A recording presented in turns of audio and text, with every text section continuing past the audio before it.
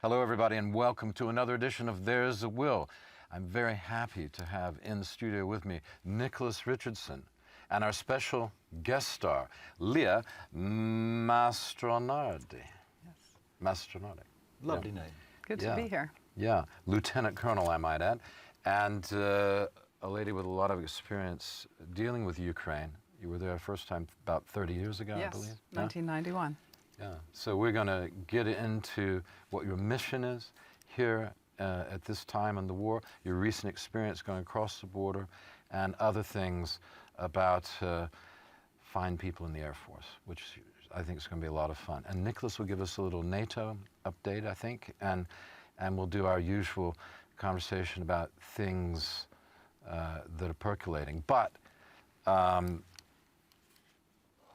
first, we're going to see a report from our war correspondent for the television station here, Republika, and it's the very able and observant Michal Trzezniewski. Okay, Trzezniewski. So Michal's got a report for us. Let's watch that, and then we'll come back and we'll discuss that and other issues related to the Russian advance in the east and what's happening today. Okay, so let's watch Michal's report. Stay with us. We'll be back after the report. Hello Will, hello everyone. It's Michał from Telewizja Republika, Michał Trzezniewski, Mikołaj Efemenko, our operator with me. We are still in Ukraine. Right now we are in Pawłograd, city which is between Dniepro and Siewierodonetsk. We are going to Siewierodonetsk. It is the city which is very close to the front line, like 5 or 10 kilometers. We are going there because the war is there. Till now we had been in Kyiv because Kyiv was almost besieged. A lot of Russian troops were around outskirts of Kyiv, but in the end of March or at the beginning of April, the Russian forces retreated from Kyiv Oblast, and our work was to travel around these liberated villages and small towns and to film the devastating blocks and so on, and all of these atrocities which were done by Russians. Right now it is said that Russians killed more than 1,000 people in Kyiv Oblast, and 75% of this number of these killed people were died because of small arms. So they were shot down where they were going on the streets after the curfew, where they were in the cars and so on. A lot of people were killed. Till now the number of killed people in the Kyiv Oblast is more than 1,000, but still the police is trying to find another bodies which are in the basements or which are buried in the backyards of people's houses, and so on. So right now we are going to Donbas because the big battle is going on in Donbas. Donbas, it is a Russian-speaking area of Ukraine, a very manufacture area, and we call two oblasts are in Donbas area: Donetsk Oblast and Lugansk Oblast. And before this war, Russian and so-called Russian separatists, they control like 30% of Lugansk Oblast and 30% of Donetsk Oblast. Right now they control like 80 or 85% of Lugansk Oblast and 55% of Donetsk Oblast. So their offensive was partially succeeded. But what is important in this war? It is, or it will be, because it's still going on, it will be the biggest battle in the history of Europe since the Second World War, because like 1 100,000 troops is involved in this battle. I mean, for this battle, small battles are taking part. I mean, this big battle of Donbas consists of small battles of some cities of Donbas region. We have just around 45,000 of Ukrainian troops in this part of Donbas, which is controlled by Ukrainian still. We have just 10,000 of Russian troops just in Mariupol and the close area of Mariupol. We have like a few thousand of Ukrainian soldiers which are defending Azovstal steel mill, this part of Mariupol which is still controlled by Ukrainian. And altogether in Donbas and Kharkov area we have like 100,000 of troops, a lot of tanks, and so on. We have a few hot spots of this war. So firstly, Izium, the city of Izium. Secondly, Rubizhne, close to Sievierodonetsk, and as well Popasna, down from Sievierodonetsk, and also Avdiivka, just north to the Donetsk. So we have a few hot spots, the places where right now battles are going on. But what Russians are going to do? They, because Ukrainians have very well fortified position in Donbas, because after the war in 2014 and 2015, they fortified their positions, and Russians had problem with pushing forward from west, so they want to ring Ukrainians from the south, from the north, from the Izium city, which is between Kharkov and Sievierodonetsk. They try to go down through Izium from Kharkov Oblast, and they try to ring Ukrainian soldiers who are defending Donbas area. That's why it's going to be very hot. But what are these advantages for Russia? Firstly, they don't have advantage of number of soldiers. In textbooks of tactics of land forces, you can read that this site which attacks has to have like at least 3-4 times more soldiers than this site which defends. Russians don't have this advantage of number of soldiers. They also don't have the technological advance. They also have some superiority in the air, but it is not so great as they thought it could be. That's why it is like 1-to-1 if we are talking about number of soldiers attacking and defending. It's not good for attacking side. Also, this position in Donbas, Ukrainian positions, are very well fortified. I mean, Ukrainians during the last 5, 6, 8 years, they prepared these positions. This was the line of contact during this period, before these wars, let's say, from 2014-15 and from this war from now.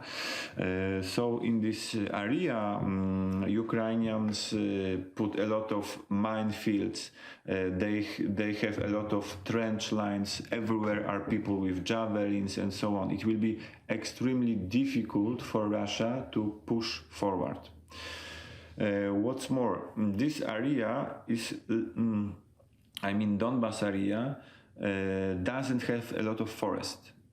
It is good for Russians because Russians are afraid of forest. In forest, a lot of Ukrainian partisans were, and in the Kyiv Oblast, they attacked from forest the Russians which went on the road.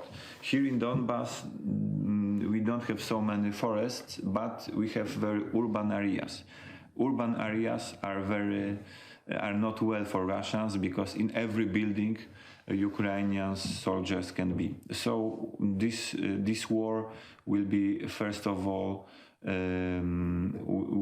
will be based on artillery, and artillery. So everything will be destroyed probably around, because there is no other option for Russians to go further.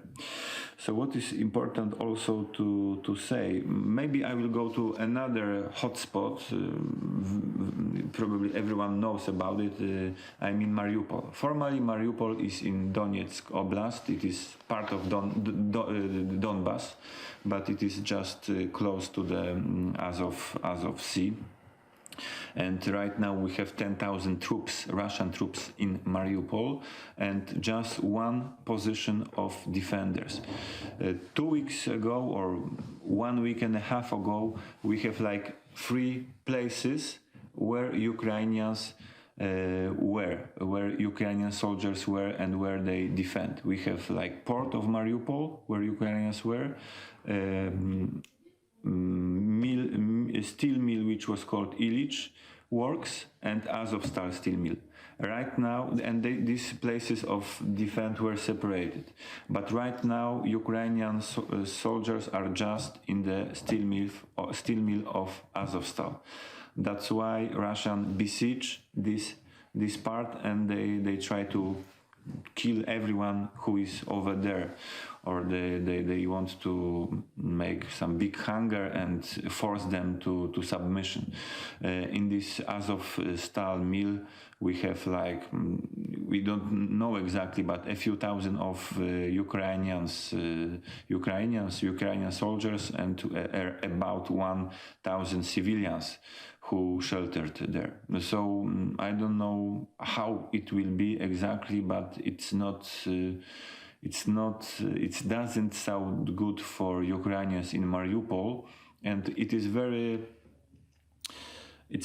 very sad, because when the Mariupol collapse, 10,000 of Russian troops will be free to fight further, let's say. So it's not good. The situation in Donbas area, it's not so good, but we will see. Ukrainians are very tough, and they want to fight. Right. What a report.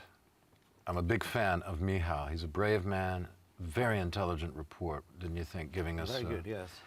He's right there on the line. It was very, very kind of him to take the time and get that to us. We had a lot of specifics of the Donetsk and Luhansk region within the Donbas, which was helpful to hear. Mm-hmm.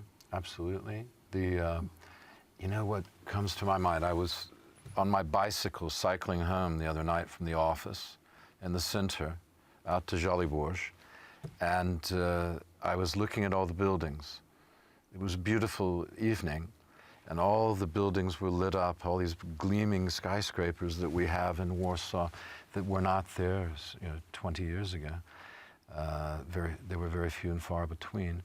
And as I was cycling, I thought, well, I'm going actually through the ghetto, the Jewish ghetto from World War II, which was completely destroyed. And then the rest of the city completely destroyed. And I thought of Mariupol. And I thought, history is repeating itself in 2 ways. One is with this destruction of Mariupol, a smaller version of Warsaw, but remember, Warsaw had less people back in World War II. And then also the idea of there's no airdrops. We're not helping those people to defend. I was just curious if you had any idea how you would do that.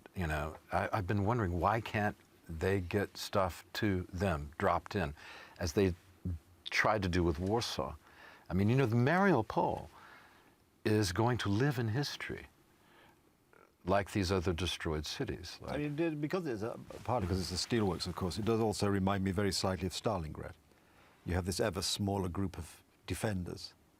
In that case,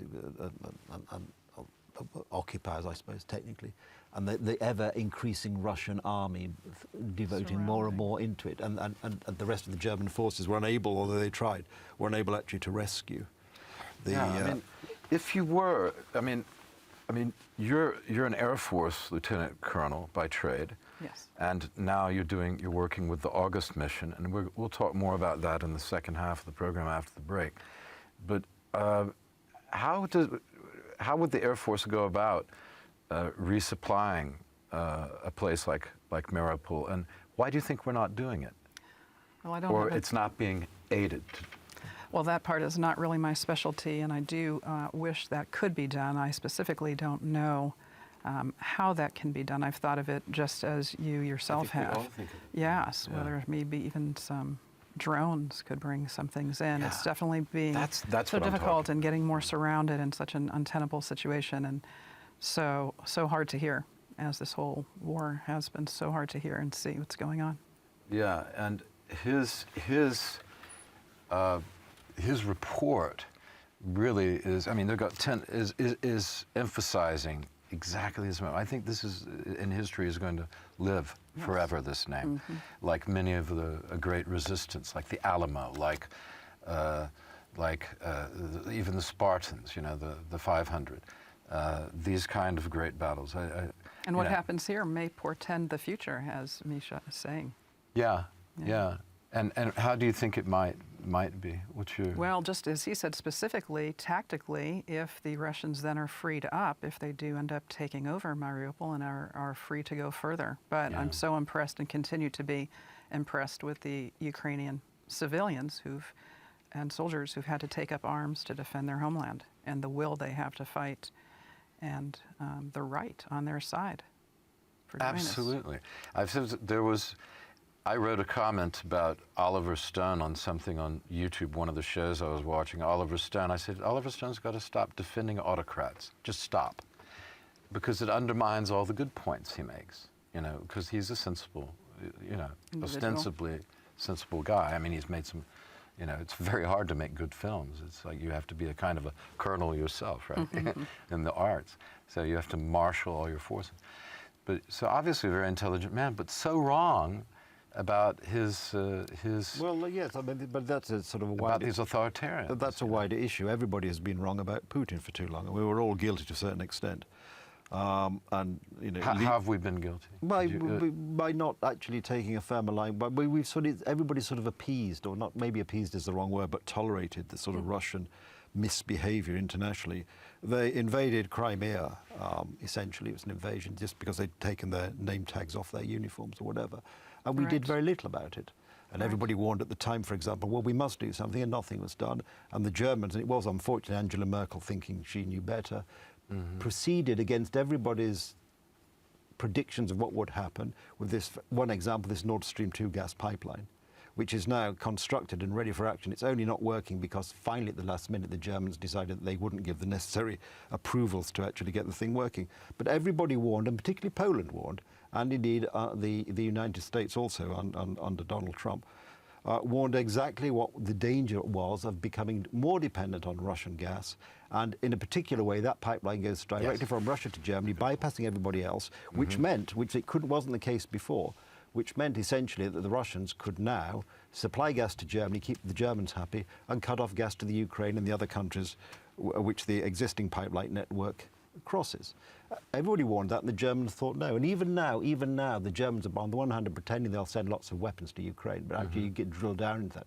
And there have been some reports in the German press. I think Der Bild had a very good article last week, where the 28-page list of things the Ukrainians said they would like, which they had been sort of led to believe they would get, the list which has now been whittled down by the Germans to only 14 pages. Oh, I've got one for the Colonel, now that you're bringing this up, if I may. I'm not trying to hotbox you or surprise you, but I've got a good one I'm not for you. only trying to blame Germany, but the point is, Germany is key now, and it was key at the time. This is the point. Germany is the most powerful economy in Europe, and therefore within the European Union has It may be the most powerful in its way economy in the world, the most self-contained. And I was reading, for example, in the paper this morning, just I think $30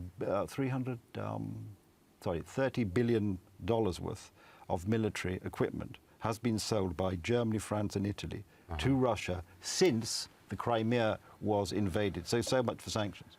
Well, and I agree with your point, your larger point too, about people just tolerating Putin and what he's been up to since Crimea, since Georgia, since the fighting in this Donbas region, the Donetsk and Luhansk area since 2014.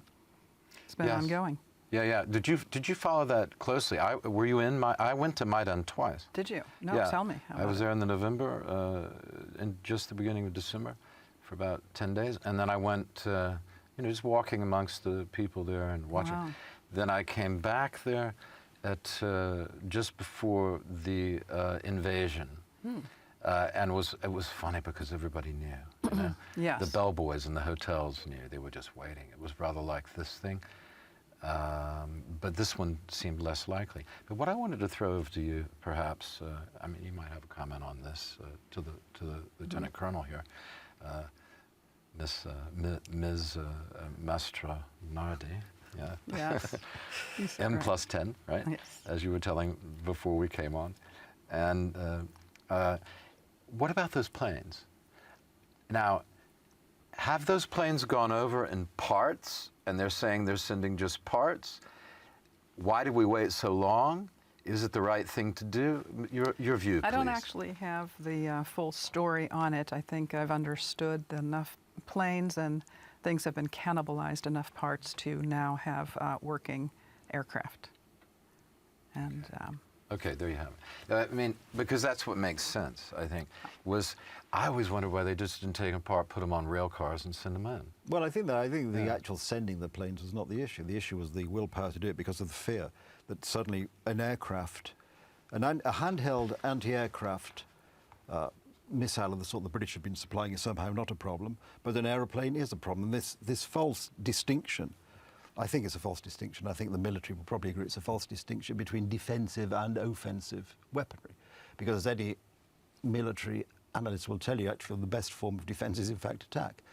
So it seems to me that we were all worried that, if we send an aeroplane, Putin will press a nuclear button and start a war. What do you say about, in the last minute of this segment, what do you say about that, what Nicholas is saying? I agree with his thought on that people have been afraid, and he's holding nuclear weapons as a intimidation factor and beating his hairless chest with it. Yeah, he's a very naughty fellow, isn't he? Yeah, but if we're sorry, I know nobody wants a war of any sort because wars are dreadful. But if we're going to say, well, I've got a nuclear weapon, if you don't do as I say, I'm going to explode it, we might as well pack up NATO, we might as well rebuild the Berlin Wall, and we might as well go back 30 years. Because essentially, that's what he's saying. We're all standing there. It's a weak country with a weak military, as we're seeing, very weak military. But they're very good at bullying us. Yes. And we are, because we in the West, as I've said on many occasions, you and I had these conversations, time and time again, a man with a plan, however weak, will beat 28 more clever men and women who don't have a plan. Putin always had a plan, and we sort of sat around trying to get out of it because nobody wanted to stand up and say, this is it. And now, Ukraine, tragically, is doing the standing up that we should have done. Well, there has been some plan. I would have to interject here is the Budapest Memorandum. So there had ostensibly been a plan to protect. But tell us what that was as we go to the end. Yeah, just the joint U.S., Russian, British plan to protect Ukraine if they were to give up their nukes, which from they did, that they had inherited from Soviet Union, 1994. 1994, that they had inherited since the Soviet Union, so they were not Ukrainians, and they did, and by doing so, they were supposed to be protected by those three, and that has not happened, as you see. Excellent point to end this segment. We'll be back with more after the break. Please stay with us with Nicholas Richardson and Lieutenant Colonel Lia Mastronardi. Punto. See you after the break.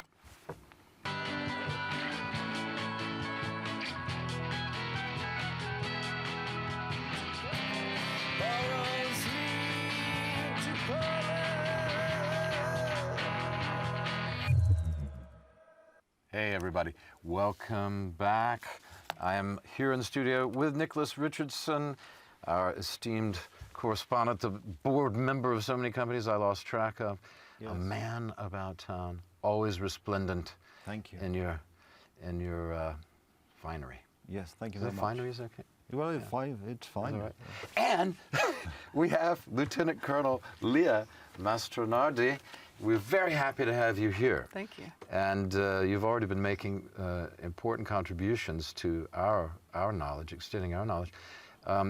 Perhaps you might, and it was a very good point at the end of the segment about the Budapest Agreement. Or memorandum. A lot of people don't realize that Ukraine gave up their defense. Yes. And then there is a duty to defend the one Right. that you agreed to defend. And this is a point which must be hammered down all Yeah, Nicholas, correct me if I'm wrong, but it was the 1994 Budapest Memorandum of Security Assurance, where the U.S., UK, and Russia agreed to protect Ukraine if they would give up the nuclear weapons they had inherited from the Soviet Union. Is that what you understand? Yeah, and they gave them up. I mean, there has been some discussion recently, of course, that particularly I think from America, that somehow this isn't really to be seen as an absolute commitment, a legal commitment to aid Ukraine. So, well, this is slippery. This is just slippery. It's obvious what it was about. It was like, we want to secure those weapons, therefore we will defend you, so don't you worry your pretty little head. I agree with and you. then what happens? This is exactly what's happened. It was the SS-19s and SS-24s. Yeah. You've had a long-term, Lieutenant Colonel, if I may, you've had a long-term arrangement, a relationship, rather, with the Ukraine. Could you take us through that and a bit about your background for our viewers? Yes. I usually prefer when people say Ukraine and not the Ukraine, because it also brings to mind sort of this borderland or hinterland as if it's someone else's land, but the country Ukraine has been a particular interest to me since I studied it when I entered the Air Force. So as a young lieutenant, I had an opportunity to go to Ukraine right when the Soviet Union was dismembering, if you will, splitting apart. And I attended a conference, a fledgling conference on democracy, where even then Ukraine wanted to be democratic, and that was in 1992.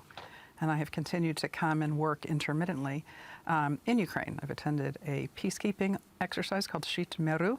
I have helped do an airfield survey at Yavoriv Airfield, in fact. Where's that? That is north a bit of Lviv, and it's the one that has been blown up, where I think 35 people died. Yeah. So it's just so tragic, everything that's going on. And I was beside myself watching this on the news and felt a draw to come here and help even in some small way. So my company, where I'm doing some contracts with the government, is called IBEX IT. They paid for my way to come over, very generous. And I have been able to help the August Mission. It's a humanitarian assistance organization based out of Utah. They strive to help refugees and IDPs, internally displaced persons. And we bring food, clothing, other supplies, medical supplies, defensive military gear in country. What's defensive military gear? Well, perhaps body armor, sleeves and plates, different kind of defensive military. Maybe helmets. Perhaps things as that. Yeah. And we help even with evacuations. So we go in country and assess the needs and have a lot of contacts there. And I did, in fact, go last week.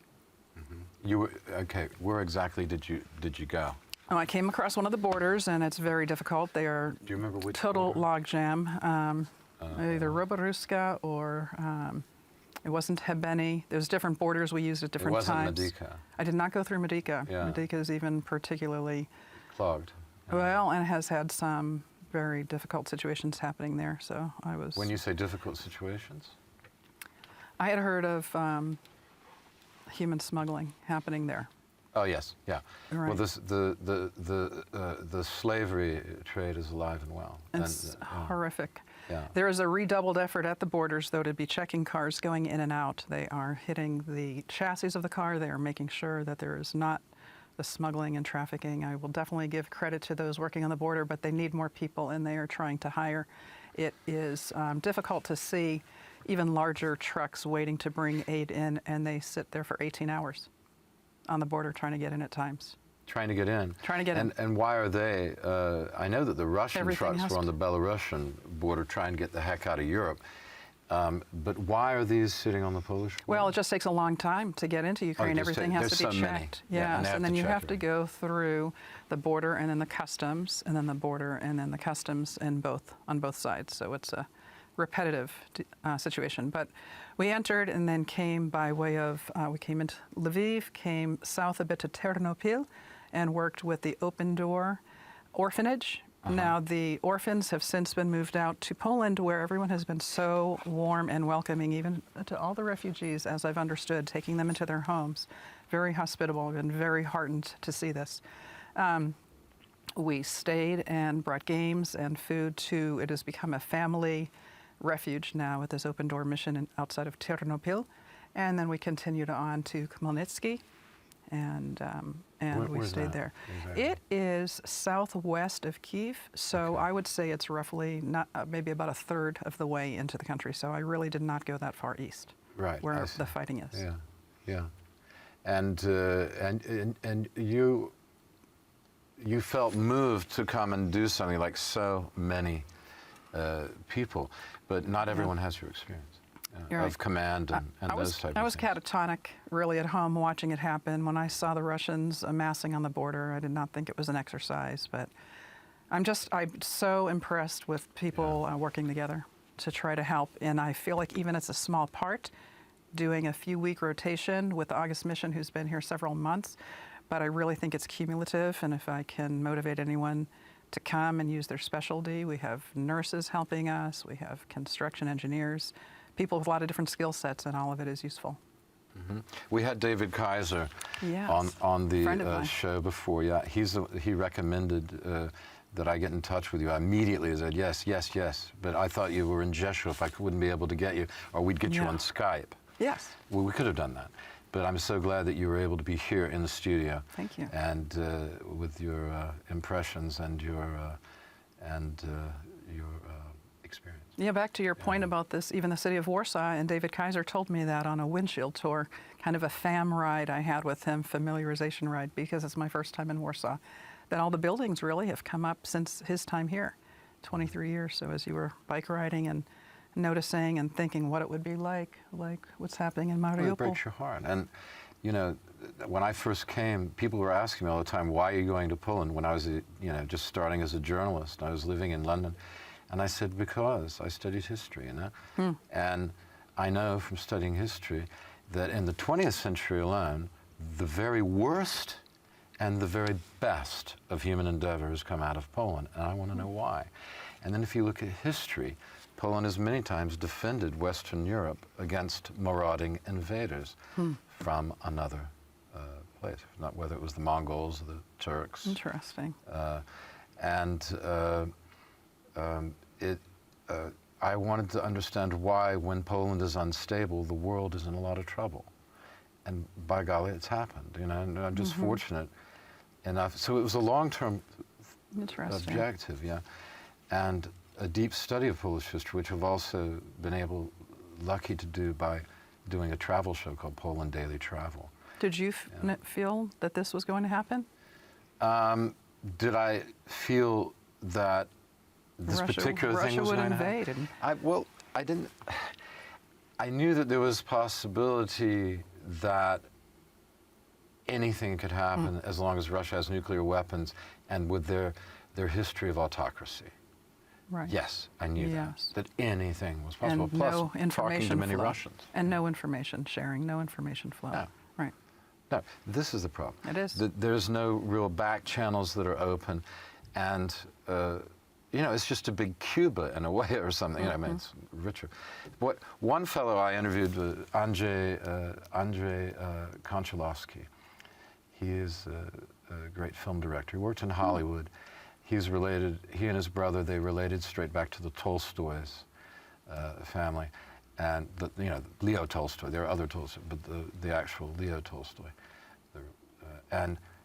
He was telling me. I said to him one time. I said in the interview, America and United States and Russia used to be two sides of the same coin.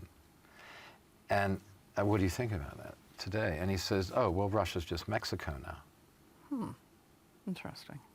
with a lot more Careful. oil. And I thought, oh boy. Yeah, he says it's a gangster nation. And I thought, oh boy, I better listen now. I better pay attention because this guy, I mean, I'm talking to an authority about Russia. You know, it's like, interesting. yeah. And his brother. He would have insight into the mind. Yes. And he is in opposition, obviously, Good. to Putin. I call him put in because he was. And it fits, doesn't it? Exactly. Yeah. And his brother, Michał, is also a famous director. He did a film about the Stalin times called Burnt by the Sun, which won an Academy Award Best Foreign. Yes. And he's a put-in supporter. So the two brothers are very different. Very unusual. Both film directors, both acclaimed, very different opinions. So it's fascinating. So yes, the point of talking about that is to say the inspiration for looking at Warsaw, thinking about Mariupol, and thinking about how, as Mark Twain said, history doesn't necessarily repeat itself, but it often rhymes. Yes, That's Mark exactly. Twain, I know that quote. If it's not Mark Twain, you And will tell I live me. in Missouri. Write in and tell me. I think I live it in was. Missouri. But So. it wasn't me, anyway. Yeah. No, Yeah. that certainly wasn't you. Yeah. Oh, thanks, Nicholas. My pleasure. Always a vote of confidence Of from course, your side. yes. No, but looking at this, I want to come back to Mariupol because I thought this was very, very moving. We've got 10,000 Russians who will get freed up. That's how many troops are there now. We've got an unknown amount, but probably a couple, 3,000 military in that factory, along with an unknown amount of civilians who are there all in tunnels and things underneath. Yeah. We don't know how long they can hold out. But the longer, it's one of those, it's like the Alamo. And the Alamo, the longer they held out, the more time Sam Houston had to rally and get an army together to fight Santa Anna and the Mexicans. It's rather like, you know, all these holding actions, if you look at in history, they occupy troops which could be in another place and give you time to get ready for that attack. And that was very interesting, didn't you? What struck you both about his report from there? Well, it's just where all the action is, and any help that can be done in the reach back, I would call it, to free them up to fight and keep them, give them subsistence, anything that can be done to help them so that it doesn't fall, so that Mariupol does not fall, is so crucial. And for those who are fighting to feel at peace about their families west of where they are being helped, I think is good. Security, some kind of security, and some kind of hope for the future. But it's also the problem with Mariupol is if it falls, then the Russians have that link. That they finally do that link. I mean, they're not going to get the whole coast. They don't have the troops for it, I don't think. Do you, Nick? Think? No, I don't Colonel, do you think they think? will get the whole coast in the final analysis. Yeah. But by delaying the support, the military support which the Ukrainians have asked for, particularly air cover, because you made the point earlier, why aren't we sending supplies to Mariupol? Well, it's actually quite hard to drop supplies to an area where you don't know exactly where the Drones were mentioned. drones were mentioned, yes. Very interesting idea. But then yes, but part of the problem is thought. that Ukraine and the president of Ukraine has made this point from the very beginning that Ukraine needs more assistance in the air, more aircraft. Yes. Because if you're going to send in planes to drop supplies, then you need to make sure they're not going to be shot down by the Russians before they get to their destination, either by anti-aircraft missiles or by what's left of the, well, there's a lot of it left, obviously, the Russian Air Force. So it's not just a question of us all sitting around not doing it. It's what Zelensky made at the very beginning. The Ukrainian Air Force needs more planes. I've got a question for you. Thank you for that. That's a very good point. And it's something that need to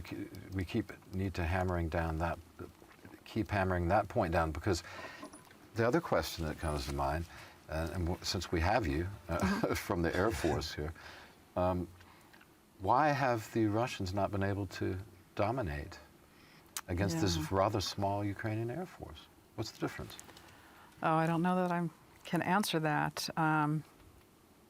I do not think they have near the will, and when I think of that, I'm thinking even the convoys. There was some conversation about the convoys were stymied with muddy conditions, but I also wonder how much of that were troops putting holes in their own gas tanks and not being told information. There's no open, honest communication. Many of the troops, as I've heard, not firsthand, had thought they were going to an exercise, did not know they were going into Ukraine.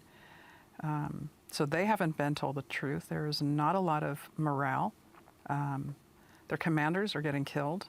I don't know if it's up to 8, however many generals now. There is not good command and control. There is not good willpower. I know you're asking specifically about their keep Air going. Force. This is but, very good. Keep going. Well, just I'm not particularly. I just thought that from the point of view of being, not having been in the Air Force, thought I might ask you if there's some strategic reason, and yes, okay, morale's a problem. I mean, the 3 things. I love General Keane. He's very good, the head of the Institute of War in the United States. He's always talking about men, materiel, and morale. Morale, it's all 3 together, right? You can't miss out any one of those 3. And there's also, well, it was a cumulative effect, correct, right? So when you think sometimes too, beans, bullets, and bodies. I mean, I think that Russia overestimated themselves, and they thought it would only take a few days. So there were definitely resupply issues. Yeah. So, and you can probably add something. Yeah, too, well, Nicholas. exactly. I mean, that's the point, that they just haven't been effective. There's a real morale problem. If you don't have morale and you don't have, as you ain't said, communication, Yeah. then you cannot run an army. You can't run a Boy Scout troop. And it's also quite clear that Russia has some pretty exciting new missiles, like the Chinese do, which are better than, in some ways, better than anything we have. And by we, I mean NATO. But what they clearly do not have is what you and I would think of as basic military equipment. A lot of the vehicles which they were sending into Ukraine were old. Right. That's right. So we can only assume that That's to a the great extent point. that Russia has spent a lot of money on... probably the airplane's not in good shape. Have spent a lot of money on new equipment, allegedly, apart from the missiles, which everybody thinks are very good, and we're racing to catch up. It's clearly the money, if it has been spent, has found its way into the back pockets of some of these chaps living high on the hog in London and other places. They're dropping like flies, too. They're getting knocked off here and there. They're saying they're committing... 2 of these have apparently killed their family and committed suicide. Really? I don't know that. Once, I think... This is a report from last night. It appears that Putin has started to fall out with the FSB. And the FSB, the higher-ups, one of them is in prison now. The Secret Service. Yes, and those are the people who, of course, are really keeping him in where he is. So once he's fallen out with enough of them, his own position becomes more difficult. Right. The other point is, but I think the main problem with the military operation has been a failure. Obviously, you can bomb anything. You can stand a safe distance away and send in missiles over thousands of miles and just reduce a country to rubble. But that's really not what most people understand, I think, as a successful military operation, which would have been to go into Ukraine, essentially take it over, remove the government, but be left with a functioning or semi-functioning country. Now, that's not happening because the whole Russian command and control system is defective. And there's an interesting point, because the NATO, British Army, the NATO approach is to actually push down decision-making to lower and lower levels so that the chaps or chapesses in the field can make decisions relative to what they find. There's no such tradition in the Russian army. It's this, you're not told what you're doing, you get a command from the top, there's no understanding of what your objective is, why it's your objective, what you can do. If that doesn't work, you have the discretion to do something else. And so the whole thing collapses. But and that's the how, and that's the how of doing it. But what is even the objective? It's a manufactured motivation, the denazification of Ukraine. Which is silly. Really? What? Exactly. The president is Jewish, all that. But it was ridiculous on the face of it. I wanted to ask you something. Thank you for that point again, Nick. I'm learning myself here today. It's great. I wanted to ask you the difference between being in the States and now having been over to the Ukraine. What's the difference? What have you learned? What have you learned? What's the From impression? coming on this trip? Yeah. You mean just from coming on this trip? From being here, from being in the States, you said you were motivated to go and do something. Right. What have you learned by coming here? What's the impression? What are your impressions, intellectual, if you will, emotional? the towns in Poland are crawling with helpers everywhere I turn. At the hotels, if at the next table is a different organization. People are stitching together and helping. It's a coalition of humanitarian aid from all different levels. Water purifying, so many things that are important, useful, necessary. I've been impressed with that. There's been a lot of technological assistance from trying to determine which border to go across. There is the kind of old Soviet, backlog of difficulties. There were barricades the whole way in. It's a little bit of a Wild West driving situation there. You mean the checkpoints? Yeah, all the whole checkpoints time. and barricades. Like 8 or 9 between the border and Lviv. Or something. Yes, and it's just wild driving, 3 abreast. Curfews in the evening. When I was in was also when Moskva was sunk. So of course there were retaliatory strikes, and I heard air sirens. It was not near me, but there were You were strikes. in Lviv when they made those strikes a few days ago? I was in Khmelnytsky. Several people were killed. I was in Khmelnytsky, yes. Yes, yes. Yeah. This has been the fear the whole time, that they would start to bomb the West. I mean, certainly I was over there in the first week of the war, and there was some small fear, trepidation, that you just didn't know if there were going to be planes overhead or I think this is missiles. actually one of the dangers. I think that as Russia's what I would call their conventional war fails, and I don't imagine it's going to be any much more successful than it has been so far. They will be forced to use ever more sophisticated weaponry, by which I mean sort of long-range missiles, and they will try and aim a few at Lviv, for example. And what's going to happen probably is one is going to overshoot and hit Poland. And then the question That's is what we worry about. That's the question. What does NATO do at that Colonel, point? have you a point on that? I think I agree completely with what you're saying. So there's several things. So Lviv right now is twice as populated as it usually is. I think it's usually 900,000. It's 1.8. It's bustling. It's full. They're trying to go on with normal life. It's strange. It's surreal. There's people smoking. There's people walking dogs, and there's shells falling not far. You talk about the checkpoints. Those are all young men, conscripts. These are people that should be in the fields farming. They're missing a season. They can't get seed. They can't plant. This is going to add to food scarcity, because this whole breadbasket region accounts for 40% of wheat and sunflower and soy and different things that are from this area that are very useful for a lot of populations. So this is going to further make global food scarcity a problem. So I do agree. I do not think that it's off the table, the next level of weapons that might be used. Well, we'll have to end on that. It went fast, didn't it? They do go very quickly, yes. Almost not, but not quite as quickly as these missiles if they It's start funny, firing. sometimes it goes faster with fewer people than it does with more people. It's How many a people do you strange have thing. sometimes? Well, I think the most we've had is 5, but maybe not for the whole show. At any rate, that's all we have for now. I want to thank you, Nicholas Richardson. My pleasure, as always. And for your cogent comments, as always. And may I add, no relation, unfortunately. Unfortunately, yeah. And There's still time. and we could still be in the Army. I want to thank Lieutenant Colonel Lia Mastronardi from welcome. Atlanta, Georgia. You're quite welcome. Yeah, it's been a great pleasure to have you. Thank you very much Thank for you. stopping in. I hope you'll appear again. Oh, I would appreciate that. While you're here, are you going to be here for a long time? Or? I will sometime? come back again. You will come back. Okay, Yes. very good. You'll come back here, and you'll come back Yes. to Poland. Okay, very good. Thank you, everybody, for watching There's a Will. This is, I think, about our 7th or 8th show since the war started. We're 2 months into the war in Ukraine.